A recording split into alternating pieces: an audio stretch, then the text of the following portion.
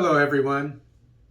Today we're going to talk about Niger to buy drones from Turkey to fight insurgency.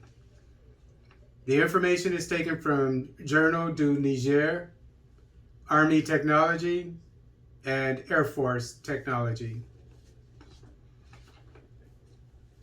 Turkish President Recep Tayyip Erdogan has agreed to sell Nigerian President Mohamed Bazoum the armed drone TB2, the Hercules training aircraft, and unspecified armored vehicles to help Niger with its fight against terrorism.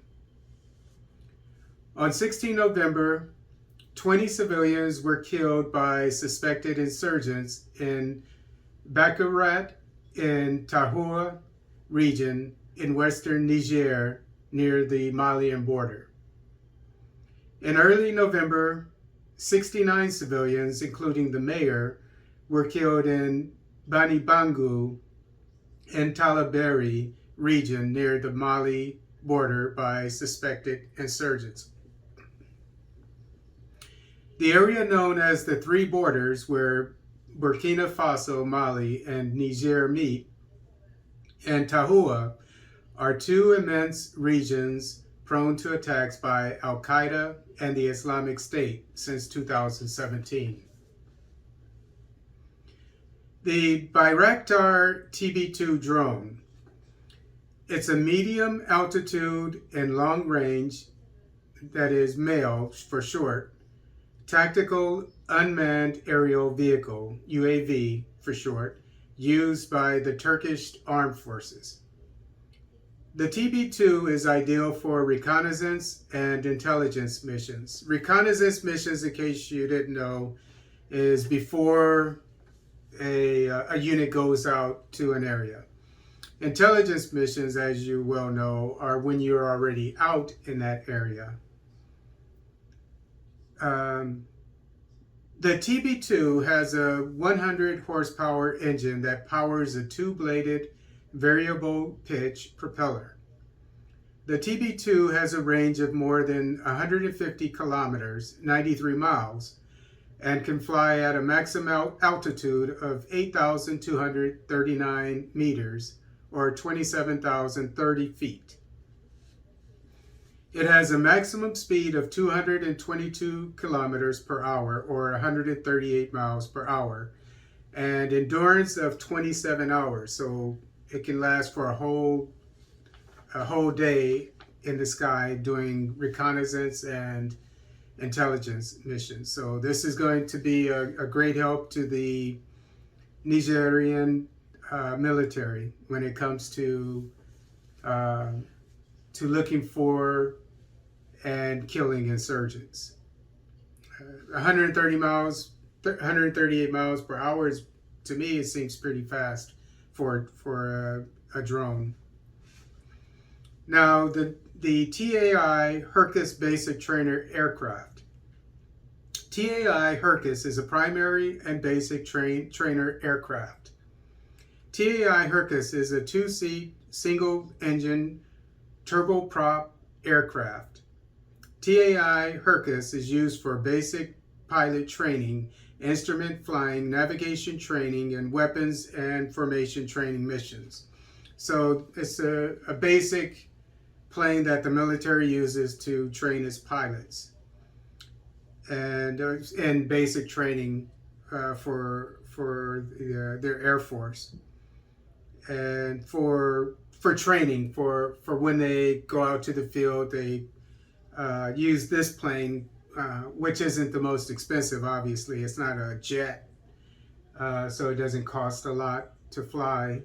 So they can use it to help out the troops that are on the ground. They can send for reinforcement from the air and so forth. So it's used for training, basically. However, TAI Hercules can fly on day and night missions, so it's able to fly at night in missions. And in case you didn't know, in the military, night missions are some of the most important missions because when it comes to technology, the more technology you have, the more effective you are at fighting at night. So you use technology if you have the advantage to fight at night. TAI Hercus has a powerful turboprop engine that powers a 5-bladed propeller. TAI Hercus can reach an altitude of 10,577 meters or 34,700 feet. That seems pretty high. And can climb at a rate of 1,332 meters or 4,370 feet per minute. TAI has a maximum cruise speed of 574 kilometers per hour or 357 miles per hour. That's pretty fast. TAI Hercus has a maximum range of 1,478 kilometers or 918 miles. So why is this such a big deal that Turkey is supplying the Nigerian military with these weapons? Okay, so you have drones, which are state of the art nowadays. It's hard to imagine any military not having tactical drones that can shoot and kill, not only observe, because this gives you an advantage over the insurgencies, because they generally don't have this ability. So it's going to help the Nigerian military to track down these insurgents in these two wide open spaces that have insurgents. And the plane, of course, it can shoot and kill insurgents, so it's not unmanned like the drone. So it won't be used quite as much, no doubt, but it will be able to do a lot of damage when it goes out on its missions, especially at night. It will be able, to do aerial missions that the drone will not be able to do. So the French, the so-called friends of Niger, the former colony of France, they've been there for 7 years, if I'm not mistaken, about 7 years, I believe. But anyway, they've been there for quite some time. So why is it that if they're supposed to be helping the Nigerians combat the insurgency, why is it that after all this time, Niger is getting these drones and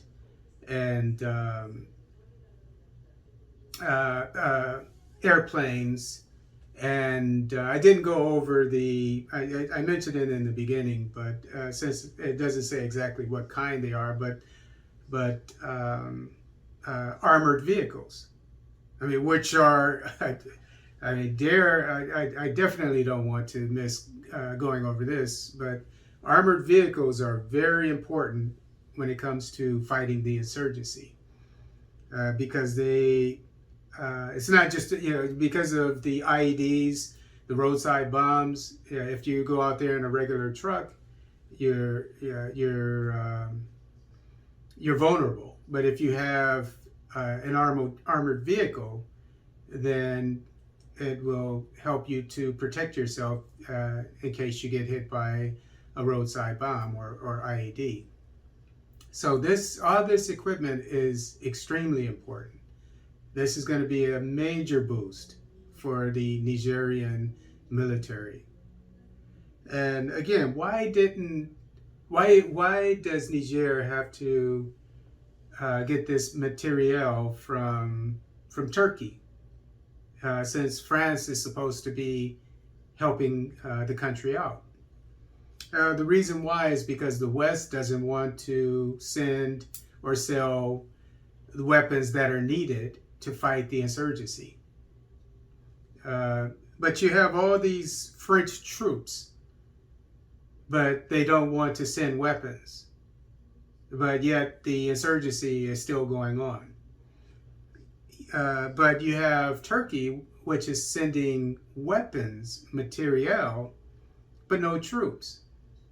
Well, the reason why is because they know that Niger has its own military. And these are men. These are not boys. At least we hope they're not boys, the military. They should be able to fend for themselves. That's what a military does. So the president of Niger obviously understands that the French answer to the insurgency was not working. So he went somewhere else, to a country that will actually help. And so this is a major move for the Sahel. Hopefully we'll see some results soon, within a year. I predict we'll see some things, we'll hear some really good news within a year, in 6 months to a year.